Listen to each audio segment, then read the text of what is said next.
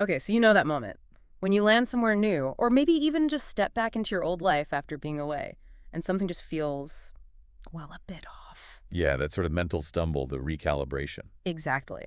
And you, our listener, you clearly get this. We've received some really fascinating accounts you shared exploring these very feelings. We certainly have. We've got Yara Zaitin's A Diary of Culture Shock Part 2, which really paints a picture of her move from Beirut to London. Right. And then there's Alyssa Goldberg's A Diary of Reverse Culture Shock. She really breaks down her return to the U.S. after living abroad, New York, Miami, San Francisco. Yeah, quite the tour. So our mission today, our deep dive, is really to pull out those key insights. Cultural differences, what culture shock feels like, and the reverse, too. And how it all shows up in the little things, the everyday stuff you don't even think about. Until suddenly you do. So let's start with Yara in London. She had this almost storybook idea beforehand, right? Harry Potter, British accents. Oh yeah, that initial romanticism. It happens. Build up from movies, maybe wanting something different. For Yara, London seems like it was an escape from some things in Beirut. But reality, as it does, threw some curveballs. She found she connected more, surprisingly, with other non-English or Arab folks. What? The expats, basically. Yeah, more than with the English themselves, Ah. which is interesting, isn't it? You'd think you'd connect with the locals first. But it shows that shared experience, right? Mhm. Especially being an outsider. Maybe those other expats just got it, what it's like being there without that built-in cultural fluency. And this feeling of being on the outside really crystallized for her in an opera course she took. Ah, yeah. She felt rejected, she says, by the singers who were mostly English. That must have felt really isolating. Definitely. Especially when you're trying to connect over something you love, like music. And she thought about why. Her conclusion, it came down to communication styles. Directness versus indirectness, that fundamental difference. Right. She saw her own style as pretty direct, and apparently with the English singers, that didn't always land well. No. She tells the story about a drunk English lad, classic, who told her English people find people like you a little too direct. Which, she figured out, basically meant rude in their code. Oof. Yeah, that little anecdote says so much. It's not just the words, it's the whole cultural interpretation, isn't it? Absolutely. What's efficient communication in one place is blunt, maybe even offensive, somewhere else. And she makes a good point about the context, too. The classical music scene in London was pretty traditional, mostly white English, she observed. Right, so maybe her directness stood out even more against that particular backdrop. Yeah, it wasn't just being in England, it was navigating that specific world within London. Precisely. Okay, so shifting gears completely now. Let's look at Alyssa Goldberg. Reverse culture shock. Back in the U.S. after being away. And it hits her fast. She uses this great analogy, like waking up in the middle of the night. Uh-huh. Your eyes need a second to adjust, even though the room's familiar. Exactly, that feeling. Things are recognizable, but unsettling somehow. It's a perfect comparison. Yeah. And she gives those instant examples like automatically saying merci or pardon. Huh. Those little habits. Totally normal where she was, suddenly out of sync back home. So she breaks it down by city, first stop, New York, and the first thing she notices. Lip filler. Everywhere, she felt. Like, Oh. absolutely everyone got lip filler. That's quite a visual shift to clock immediately. It is, and she links it to that Instagram face thing since maybe 2019. It says something about changing beauty standards, maybe. Yeah, or just cosmetic stuff becoming more mainstream, more accepted. It's a cultural observation right there. Definitely. Okay, next New York thing. Jaywalking, or crossing at streetlight, as she puts it. Right, the enthusiasm people have for just darting across. But then she shares that really sad story about her colleague being hit by a bus. Yeah, that makes it hit different. Suddenly you're hyper aware of pedestrian safety. It's a sobering point. Even small cultural habits can have big consequences. That New York pace, maybe impatience, could play into risk-taking. Then she sees something unusual, a bouncer, at a coffee shop, Stumptown. Yeah, that makes you stop and think, what's going on there? Her take is pretty practical. Maybe the shop was having issues, customers leaving, theft maybe, making security worth the cost. It's a little detail, but it hints at bigger urban challenges, possibly economic or social. She also notices how much earlier the day starts in the U.S. compared to Europe. Oh, yeah. Coffee at 7:05 a.m. in New York? Yeah. In Paris? Good luck finding decent coffee before 8:30 or 9, she says. Even dinner times are different. Yeah. It's just a whole different rhythm of life, different work culture. U.S. starts earlier, ships the whole day. Different priorities, maybe. Work-life balance looks different. Could be. The earlier start might mean a more structured workday. Maybe evenings are used differently. And then, well, she's blunt about the cleanliness.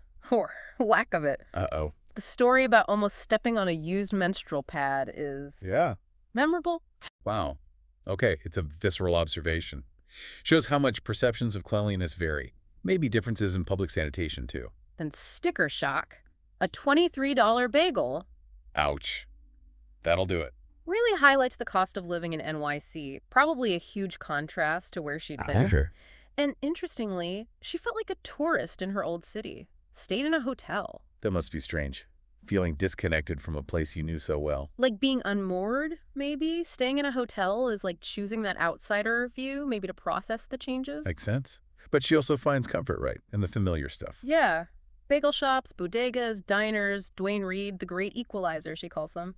Places for everyone. There's nostalgia there. Relief, maybe. Those everyday spots, they're constants. A sense of belonging, even when other things feel off. She also noticed the busking music was different. Paris had the accordion Bella Ciao, Showtime she called it. Not her favorite. Okay. But in New York, she actually enjoyed hearing the hits. A fun little cultural difference. Yeah, different tastes in street entertainment. New York aiming for that mainstream recognition, maybe. And oh, the subway. The screeching is deafening. Huh. Classic New York soundtrack. Definitely stands out if you're used to quieter cities. But on the plus side, she noticed people actually talk to each other more casually in New York than in France. Interesting. Kind of goes against the big, aloof city stereotype in that comparison anyway. Maybe it's the sheer density. You almost have to interact a bit. Whereas Paris might value privacy more in public. Small talk seems more of a thing in the U.S., a social lubricant. And the tech. Swiping into the subway with your phone, a big plus for her. Ah, yeah. Still waiting for that everywhere. Those little conveniences make a difference. Definitely. Makes daily life smoother. But then the actual subway navigation felt confusing, even though she used to live there. Right. The B&A trains on the same track, the Yeah. dodgy lighting on the A line. Locals just know that stuff. It's insider knowledge you lose when you're away. Exactly. It's not just landmarks, it's the unspoken rules, the quirks. And the ads? She was not impressed. Worst ads, she said. Specifically calling out, yo, pain law, yo. Oh, dear. Yeah, advertising styles are so culturally specific. What works one place is just bizarre somewhere else. Fashion also caught her eye. New York. Deft trying out looks. More experimental, individual. Whereas Paris felt more about styling, less standing out. Yeah, maybe New York values that individual expression more. Paris values fitting a certain aesthetic. Different priorities. That's a sharp observation. Individualism versus maybe a more collective sense of style. And funny enough, she found she was more patient after coming back from Paris. Really? Yeah, waiting in line doesn't bother her as much. An unexpected personal shift. Maybe the pace of life in Paris just cultivates a different sense of time, more tolerance for waiting. Could be. Lastly, for New York, work bags. Toques and backpacks common in the U.S., Compared to Paris. where she saw more crossbody bags plus a tote. And the kicker, Ugh. people in Paris often don't even take laptops home. Wow. That says a lot about maybe different expectations around work hours, the separation of work and life. Totally. Okay, let's jet down to Miami. First impression. Warmth. Balmy. Ah. A big shift from a cooler place. Always a very physical difference, the climate. And she noticed the visual language change, too. Mm-hmm. Different fonts and aesthetic references. Each city has its own look. Exactly. The typography, the colors, it all creates a sense of place, reflects local influences. And she felt the lack of pedestrians. Big time. Miami is built for cars. a common U.S. observation, for sure.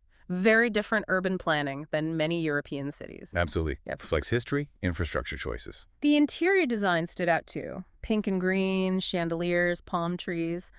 A much more maximalist, tropical feel. Yeah, reflects the climate, the culture, maybe a more relaxed, celebratory vibe, And she noticed logos. Loud and showy is an aesthetic here. which might seem odd in New York or Paris, maybe. Yeah, more understated there, but she found herself getting used to it in Miami. That's cultural adaptation right there. It shows how flexible our tastes can be, how influenced by surroundings. Fast driving, lots of sports cars, another Miami signature for her. Different from the slower traffic she mentioned in New York and Paris. Ties into the car focus again.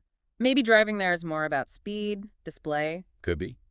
But she did find some green, walkable spots, like Coco Walk.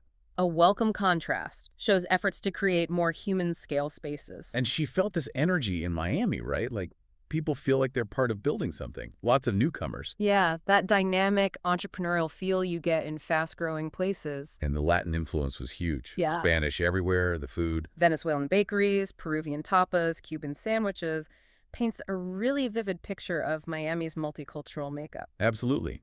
Shaped so much by Latin American and Caribbean communities. But she also observed, interestingly, not many Asians compared to New York. Right. Shows how multicultural looks different in different cities. The mix isn't uniform. She found the political vibe different, too. Politically diverse, she said, and maybe more open discussion. She found that refreshing. That willingness to talk politics can vary by region. And she noticed lots of businesses were imported from elsewhere. Made her hope Miami keeps fostering its own local brands. Yeah, it shows the city's attractive as a market, but you also want that local identity to thrive. The social feel reminded her more of Paris than New York. People know each other, relationship-driven city. Interesting. Suggests maybe stronger personal connections, community networks are important there. Then there were all these specific little details, tons of fresh herbs in the food. Bitcoin talk, Bitcoin ATMs. Even beautiful parking garages. Stuff like that. It's those small things that make a place unique, stick in your memory. And wildlife. Ah. Snakes, manatees, peacocks. Definitely not New York or Paris. Highlights that South Florida nature right nearby. She was surprised there wasn't much spring break chaos when she visited. Timing, maybe. Could be. And the airport shops, outrageous merchandise, glass dolphins, rhinestone keychains. Quintessential Florida souvenirs. Tells you something about the tourist image, maybe. Okay, final city, San Francisco. First note, cold weather, consistently. Yep, the famous Bay Area chill. Surprises people expecting SoCal sun. But the beauty hit her right away. Bernal Heights, the Oakland Hills. Felt the California dream was alive there. Pockets of idyllic living, even with the city's other issues. And the hiking, amazing, accessible, redwoods, Stellar's jays. So she missed the banana slugs, apparently. Just shows the incredible nature nearby. The food scene got high marks, too, especially regional Asian food. Elite, she called it. Pho in San Jose, Hong Kong desserts, reflects that deep Asian diaspora history in the Bay Area. And the quality of the culinary traditions there. And then the hills, intense hills. Oh, yeah. A defining San Francisco experience.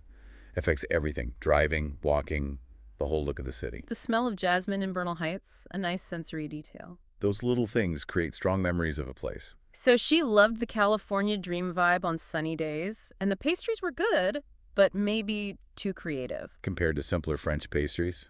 A funny observation.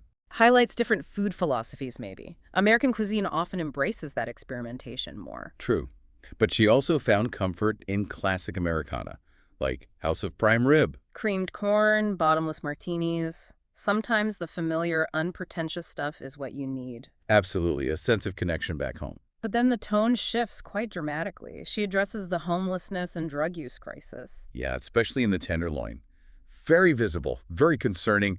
She called it real moral hurt. It's a stark reality, a huge social challenge for the city, and impactful to see when you return. And she contrasts that sharply with the startup culture, like in Soma, where everyone asks, what are you building? That question feels almost jarring against the backdrop of the visible struggles, highlights those big divides in the city. That mix of innovation and hardship. It's complex, raises questions about priorities. She also mentions a local political group, Grow SF, and the debate about reinstating algebra in schools. Gives a glimpse into specific local issues and concerns.